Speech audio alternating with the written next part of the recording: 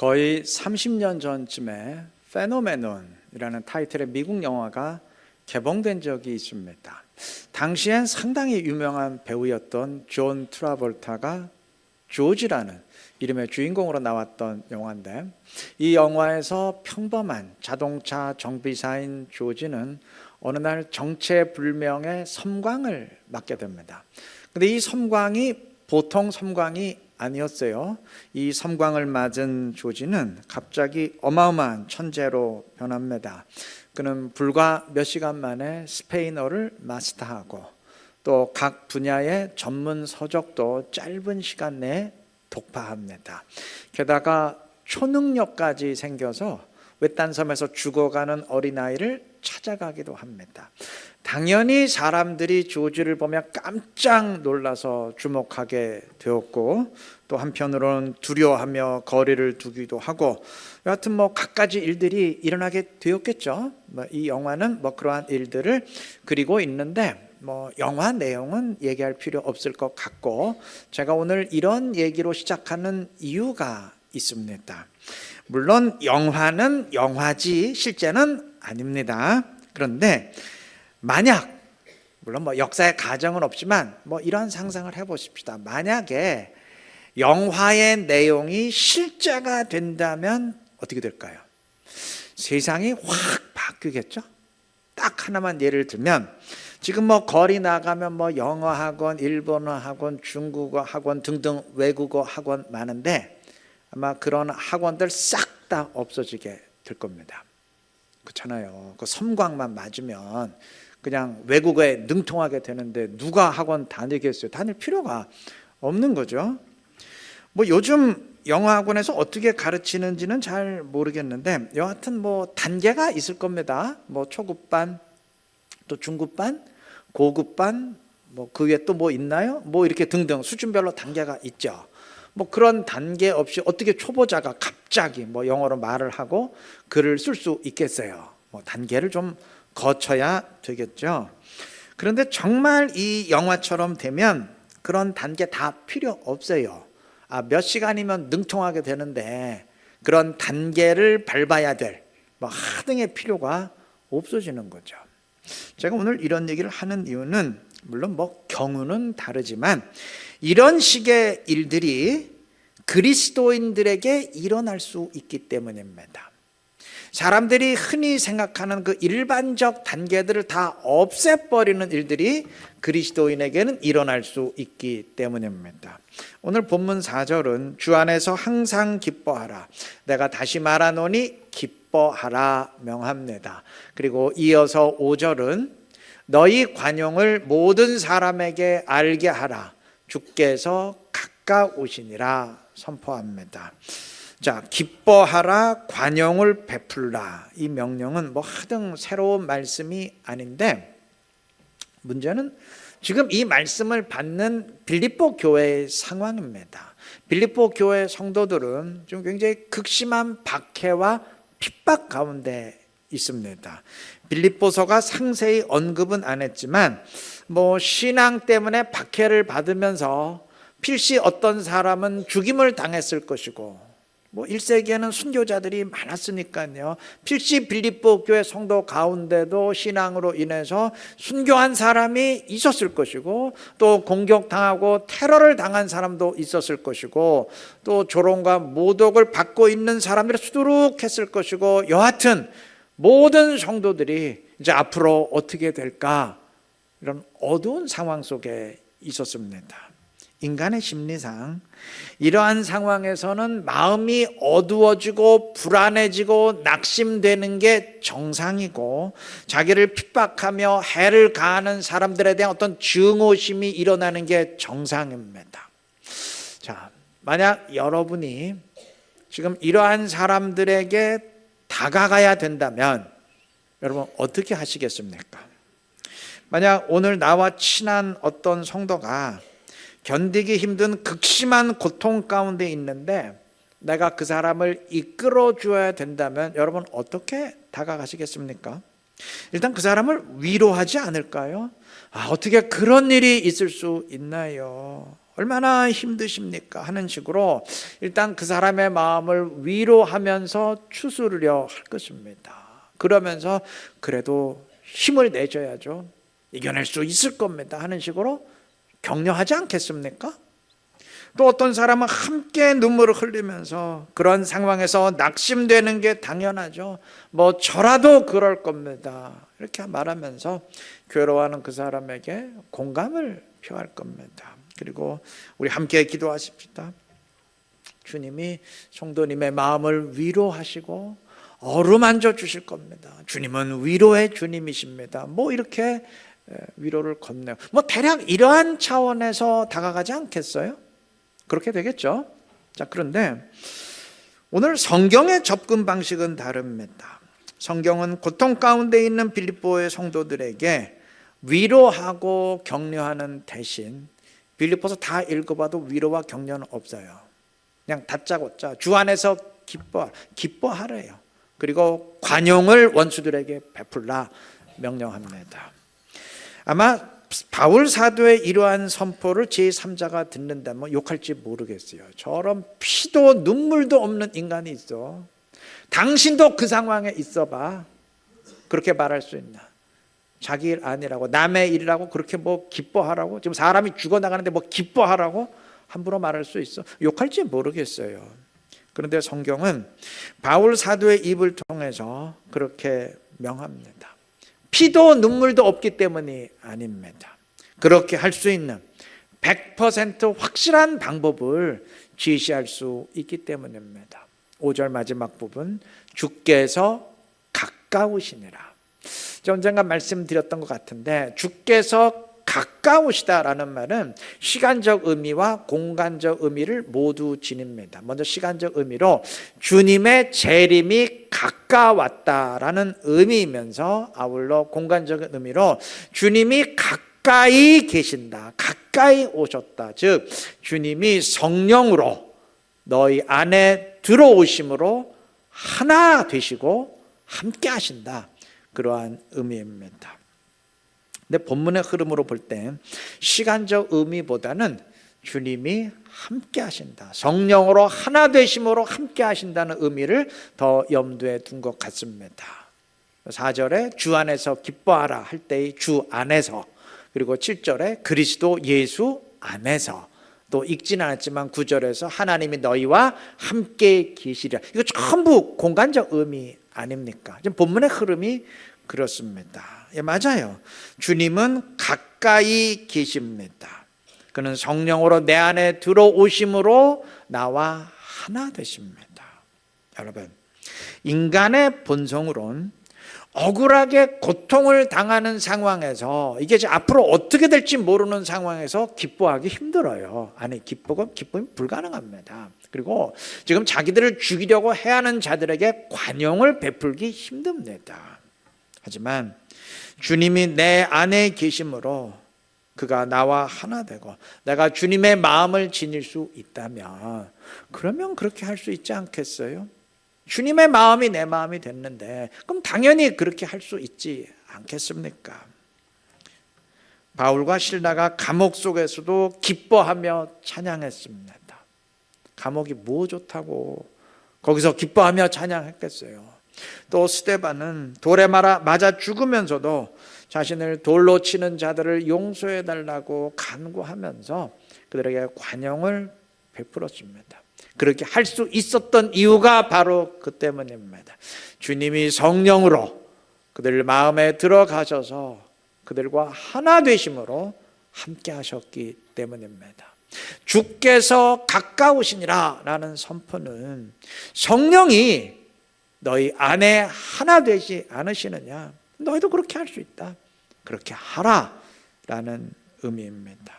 자, 이렇게 볼 때 성경은 우리 같으면 뭐 이러한 단계를 밟지 않았을까 하는 뭐 위로, 격려, 공감 등등의 단계를 다 생략했어요. 그런 것들이 필요할 수는 있지만 주님의 성령이 내 안에 오심으로 나와 하나 되시면 그것으로 충분하기 때문입니다. 성령으로 인해서 기쁨과 평강을 누릴 수 있다면 그 얘기 끝난 거 아니에요? 아니 기뻐하는 사람에게 무슨 뭐 위로가 필요하고 공감 격려가 필요하겠어요? 이미 다 끝난 얘기죠. 물론 주님은 위로하십니다. 주님은 위로의 하나님이십니다. 그러니까 우리가 위로를 구해야, 주님의 위로를 구해야죠. 그런데 우리 명심할 게 있어요. 주님은 물론 위로의 주님이시지만 사실은 위로가 필요 없는 기쁨을 주시기를 더 원하십니다. 우리가 그 단계로 바로 올라가기를 원하십니다. 안 그럴 것 같아요? 여러분, 이걸 공부에 비유해 보십시다. 여러분의 자녀가 공부를 좀 못한다고 가정해 보십시다. 그래서 한 20점밖에 못 맞아요. 그럼 이제 단계를 짜게, 야, 너 지금 20점인데 요렇게 해서 30점, 그 다음에 50점 단계 올라서고, 그 다음에 80점 올라서고, 이제 그때부터는 힘들어지죠. 이제 90점을 100점 올려면 이렇게 하고, 뭐 그런 단계를 정할 거예요. 여러분, 뭐가 더 기쁠 것 같아요? 여러분의 자녀가 이렇게 단계를 밟아서 90점, 100점까지 올라오기를 바라서 그냥 하루아침에 그냥 전국 1등 하기를 원하세요. 뭐가 더 좋을 것 같아요? 말 안 해도 다 아시겠죠? 주님이 뭘 더 원하실 것 같습니까? 하나하나 단계 밟기를 좋아하실 것 같으면, 아니면 그냥 바로 성령의 기쁨으로 충만하기를 원하실 것 같아요. 주님은 물론 위로하시고 격려하시는 주님이시지만, 그러나 위로와 격려가 필요 없는 성령의 기쁨, 성령의 평강을 우리가 간구하고 그렇게 되기를 더 원하십니다. 이왕이면 그게 낫지 않겠어요? 뭐 위로받고 격려받는 것도 물론 좋은데 기쁨의 사람으로 올라서는 것이 더 좋지 않겠습니까? 세상 사람들은 성령이 주시는 기쁨과 평강을 모르기에, 아니 아예 상관이 없기에 뭐 이런 저런 단계가 필요하겠지만 우리는 아니지 않습니까? 현실이 너무 힘들 때, 너무 괴로운 마음에 그냥 예배조차 거부하고 싶을 때 물론 위로와 격려가 필요합니다. 위로를 받으면서 마음을 추스르고 또 격려를 받으면서 용기를 내서 삶의 현실을 하나하나 마주할 수 있습니다. 그렇게 하면서 현실의 고통을 견뎌나갈 수 있어요. 그러나 그건 고통을 견디는 것이지 벗어나는 것은 아닙니다. 그리스도인이라면 성령의 기쁨을 간구하시기를 바랍니다. 고통을 견뎌가면서 현실을 마주하는 대신 성령의 기쁨과 평강 가운데 현실을 마주하시기 바랍니다. 다시 말하면 고통을 벗어난 가운데 현실을 마주하시기를 바랍니다. 물론 현실은 그대로일 수 있어요. 빌립보 교회 성도들이 성령의 기쁨과 평강을 누린다고 해서 박해와 핍박이 자동적으로 없어지는 건 아닐 겁니다. 현실은 그대로일 수 있어요. 우리의 현실 역시 그대로일 수 있습니다. 단 삶이 괴롭고 고통스럽지는 않을 겁니다. 억지로 견디는 삶, 정말 죽지 못해 사는 삶이 아니고 소망과 평안의 삶이 될 것입니다. 빌립보서가 몇 차례 반복하는 주 안에서 기뻐하라는 명령을 오늘의 나를 위한 말씀으로 받아들이시기를 바랍니다. 성령의 기쁨과 평강을 간구하시고 그것을 나의 이야기로, 내 삶, 내 현실로 만들어 가시기를 바랍니다. 그래서 가까이 다가오시는 주님을 내 안에 모시고 평강과 기쁨 가운데 주님과 함께 신앙의 길을 걸어가는 지혜롭고 복된 우리 이루는교회 모든 성도님들 되시기를 바랍니다. 본문 6절과 7절은 너무나도 유명한 구절인데 6절은 이렇게 말합니다. 아무것도 염려하지 말고 다만 모든 일에 기도와 간구로 너희 구할 것을 감사함으로 하나님께 아뢰라.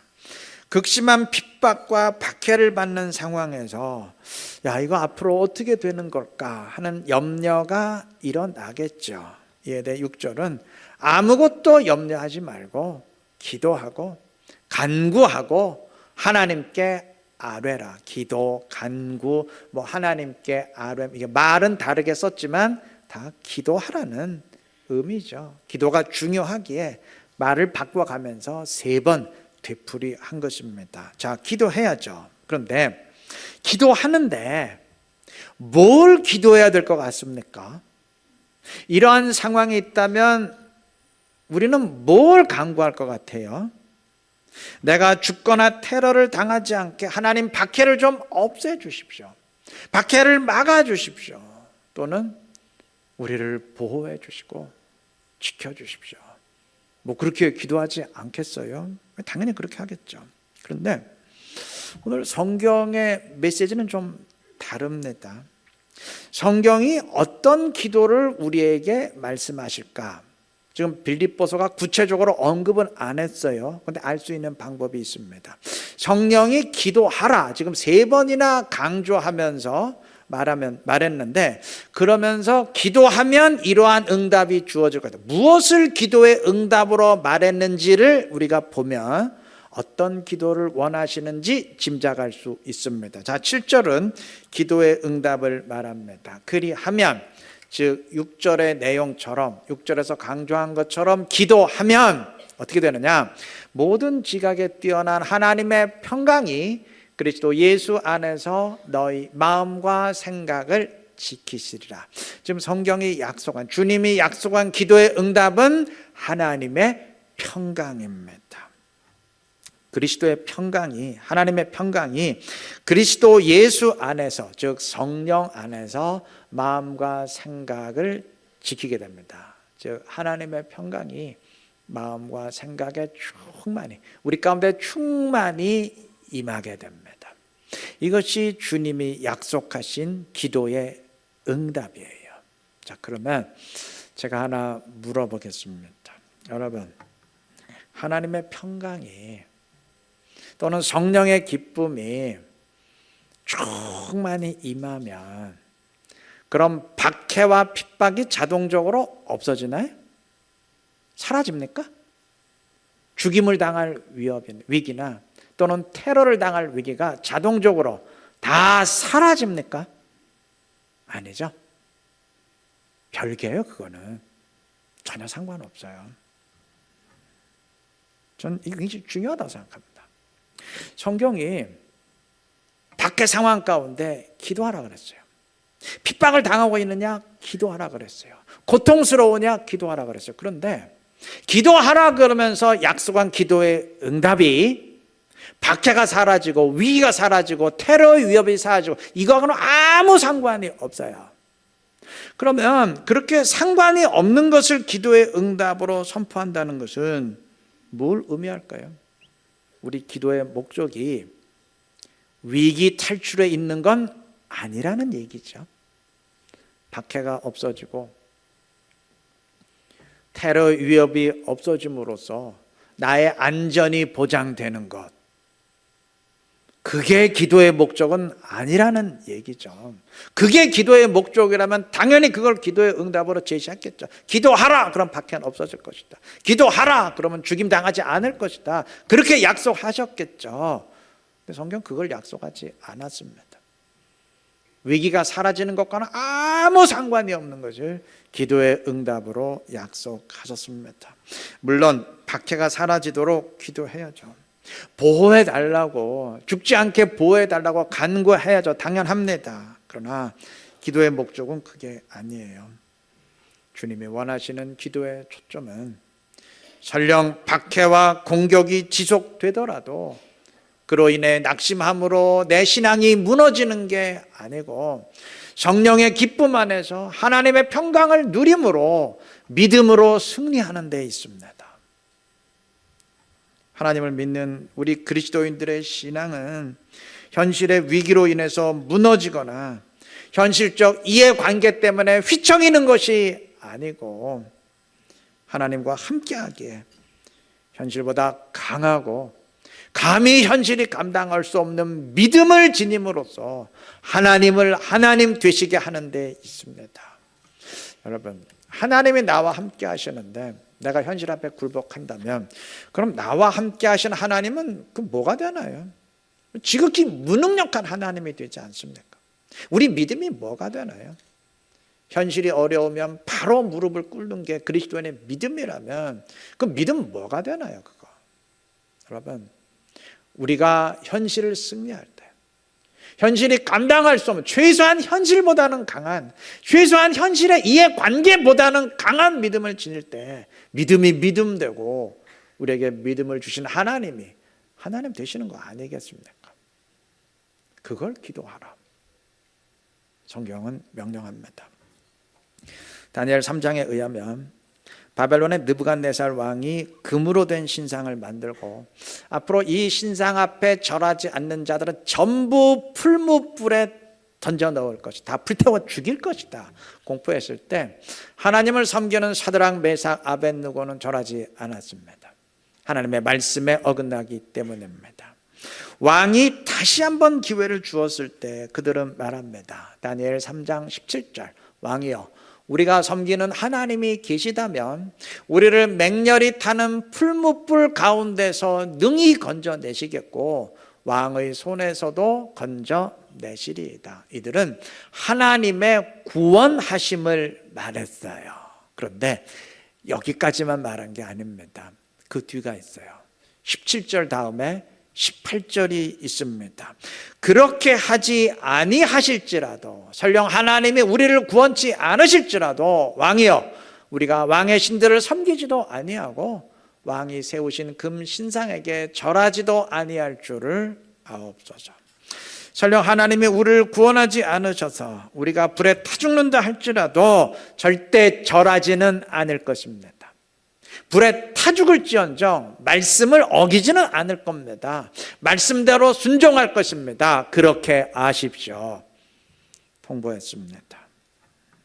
견고한 신앙이죠. 어느 목사님의 책에 보니까 이 장면을 인용하면서 오늘날 교인들의 세태를 꼬집었습니다. 오늘날 교인들 쳐놓고 기도 안 하는 사람은 없어요. 다 기도해요. 근데 기도의 문제를 지적했어요. 오늘날 교인들의 기도의 문제는 하나님이 나를 구원하실 줄로 믿습니다라는 17절까지만 딱 기도를 하고 그렇게 하지 아니하실지라도, 설령 내가 불에 타 죽을지언정 저는 말씀대로 순종할 겁니다. 18절로는 기도하지 않는다는 얘기예요. 그건 다 삭제한다는 얘기예요. 오늘 본문에 빗대서 말한다면 하나님이 박해를 막아주시고 내가 죽거나 다치지 않게 보호하실 줄 믿습니다, 여기까지만 기도를 하고, 그렇게 하지 않으실지라도, 설령 박해와 핍박이 나에게 계속 이어진다 할지라도 저는 성령의 기쁨 안에서 주님을 높일 것입니다, 이렇게는 기도하지 않는다는 말입니다. 사도행전 16장 25절의 증언처럼 바울과 실라는 감옥에 갇혀서도 기뻐하며 찬양했습니다. 그 다음 26절은 그때 큰 지진이 나서 감옥문이 열리고 죄수들을 묶었던 모든 것들이 다 풀어졌음을 증언합니다. 네, 바울과 실라는 감옥에서 나왔습니다. 자, 바울과 실라가 훗날 이 사건을 회고한다면 무엇을 하나님의 은혜로 말할 것 같습니까? 아마 100이면 100 다, 그거야 당연히 지진으로 인해서 감옥문이 열리고 쇠사슬이 풀린 것, 감옥에서 나온 것, 그거 아니겠습니까? 하실 텐데 제가 하나 물어보겠습니다. 지금 빌립보서를 쓰고 있는 바울은 로마 감옥에 갇혀 있는데, 빌립보 감옥에 갇혔을 때는 사도행전 16장의 증언처럼 하나님의 초자연적인 역사로 감옥에서 나왔어요. 근데 이번 로마 감옥에서는 못 나옵니다. 못 나오고 사형당해 죽습니다. 자, 그러면 감옥문이 열리게 한 것이 하나님의 은혜라면 이번엔 못 나오고 죽었으니까 이번에 하나님의 은혜를 베풀지 않으신 건가요? 하나님의 은혜가 바울에게 임하지 않은 것입니까? 더 단도직입적으로 묻는다면 감옥문이 열린 게 영적 승리라면 그럼 감옥에서 못 나오고 죽은 순교자들이 훨씬 더 많은데 그 사람들은 전부 다 영적으로 패배한 사람입니까? 그건 십자가에서 죽은 예수도 패배자입니까? 그러면 진정한 은혜와 진정한 승리는 감옥에서 나왔느냐 못 나오느냐 거기 달려있지 않습니다. 감옥에 갇힌 상황이건 평탄한 상황이건 믿음으로 승리하는 데 있습니다. 현실이 흔들 수 없는 믿음을 지니는 데 있습니다. 방금 언급했던 책의 저자는 이 대한민국 교회의 간증의 문제점을 지적합니다. 저도 늘 그런 생각하고 있었는데, 여러분 우리가 늘 간증 듣죠. 뭐 방송 설교를 통해서 듣고 뭐 교회에서 듣고 뭐 늘 듣잖아요. 책을 통해서 듣고. 근데 그 간증에 공통점이 있어요. 죄다 잘된 이야기예요. 신앙생활 열심히 했더니 뭐 사업이 잘된 이야기. 헌금했더니 뭐 매출이 2배, 3배 오른 이야기. 뭐 불치병 사라지고 건강해진 이야기 등등. 그거 단골 레파토리 아닙니까? 그 책의 저자가 냉철히 지적합니다. 그게 무슨 간증이냐? 그게 성공 스토리지. 우리가 지금 간증과 성공 스토리를 좀 착각하고 있는 게 아니냐 지적을 합니다. 좀 맞는 말이다 싶었어요. 여러분, 예수 믿어서 매출 오른 사람 있죠. 근데 안 오른 사람이 더 많습니다. 아니, 떨어진 사람도 있습니다. 그럼 그 사람들은 은혜를 받지 못한 사람들인 거예요. 우리가 그 기준으로 신앙을 논할 수 있겠습니까? 그게 신앙의 기준입니까? 그게 하나님의 은혜의 기준입니까? 내가 기도하며 순종한다면 그 이유는 내가 그렇게 기도하고 순종하면 하나님이 그 대가로 감옥문도 열리게 하시고 매출도 오르게 하시고 사업도 대박나게 하시고, 그래서 기도하고 순종하는 게 아닙니다. 그렇게 하는 것이 주님이 원하시는 일이고 주님의 뜻이기에 순종하는 것입니다. 설령 감옥문이 열리지 않는다 할지라도, 매출이 오르지 않는다 할지라도, 아니 반대로 신앙 때문에 내가 희생하고 손해를 감수해야 한다 할지라도 그렇게 순종하는 것이 하나님의 뜻이기에 순종하는 것, 그게 진짜 신앙이고 믿음 아니겠습니까? 잘 되는 것 이전에 믿음에 초점을 맞추시고 믿음을 간구하시기를 바랍니다. 목사가 이런 식으로 설교하면 얼마나 이게 인기 없는 설교인지 알아요. 잘 된다 그래야 뭐 희망을 품지. 이거 뭐 잘 되는 거와 상관없다 그러면 이건 뭐 예수 믿을 맛이 안 나네. 이게 그럴 수도 있습니다. 아무리 그렇기로서니 말씀을 뒤집어 엎을 수는 없잖아요. 최소한 목사의 양심이라면, 최소한 성도의 양심이라면 그렇게 하나님의 뜻을 지 멋대로 뒤집어 엎을 수는 없지 않습니까? 아무리 요즘 세대가 그런 세대가 됐다 할지라도, 아무리 요즘 가짜가 판치는 세상이 됐다 할지라도 우리까지 그럴 수는 없지 않습니까? 여러분, 잘 되는 것이 신앙의 목표 아니고 제대로 되는 것이, 온전한 믿음을 지니는 것이, 그것이 주님이 우리에게 원하시는 것이고 그것이 신앙의 목적인 줄 믿습니다. 그것을 간구하시기를 바랍니다. 그래서 잘 되어도 물론 주님을 높이시고, 그러나 혹 잘 안 되어도 주님의 은혜와 함께 하심을 신뢰하는 가운데 더 주님을 높이시고, 그래서 현실이 감당할 수 없는 믿음, 현실을 이기는 믿음 지니시기를 바랍니다. 잘 되기를 간구하십시오. 물론 좀 사업도 잘 되게 하시고 우리 자식도 잘 되게 하시고, 하나님 제 건강도 불치병도 다 사라지게 간구하십시오. 그러나 그리고 이렇게 덧붙이십시오. 설령 주님의 뜻이 거기에 있지 않기에 그렇게 되지 않는다 할지라도, 오히려 내가 신앙 때문에 손해를 본다 할지라도 그래도 나는 주님을 높이며 주님의 함께 하심을 신뢰하겠습니다. 그 믿음 저에게 주옵소서. 그렇게 간구하시기를 바랍니다. 그게 진짜 신앙 아니겠습니까? 그래서 진정한 믿음으로 주님의 길을 따르며 주님의 기쁨이 될 수 있는 지혜롭고 복된 우리 모두가 되시기를 그리스도의 이름으로 축원합니다.